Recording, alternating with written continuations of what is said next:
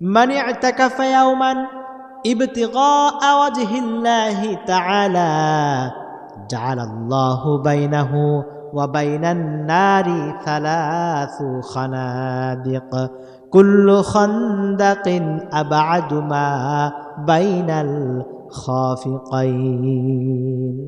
বিশ্বনবী বলেন, যেই ব্যক্তি আল্লাহ রাব্বুল আলামিনকে সন্তুষ্ট করার জন্য একদিন ইতিকাফ করবে, মহান আল্লাহ সুবহানাহু ওয়া তাআলা তার এবং জাহান্নামের মাঝে 3 খন্দক দূরত্ব তৈরি করে দিবেন।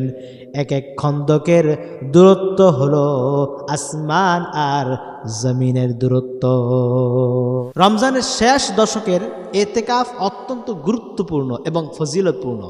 রাসূলুল্লাহ সাল্লাল্লাহু আলাইহি ওয়াসাল্লাম রমজানের রোজা ফরজ হওয়ার পর থেকে ইন্তেকালের আগ পর্যন্ত 1 বছরের জন্য ইতিকাফ ছাড়েননি। কারণ রমজানের শেষ দশকে ইতিকাফে বসার মাধ্যমে লাইলাতুল কদর অর্জন করা যায়।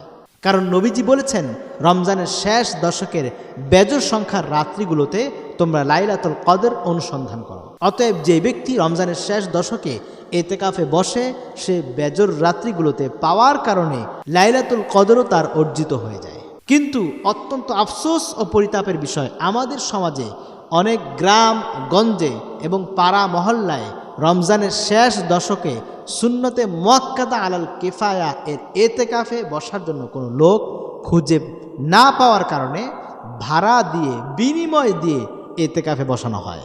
অথচ ইতিকাফ এটি একটি ইবাদত, আর ইবাদতের কোনো বিনিময় হয় না।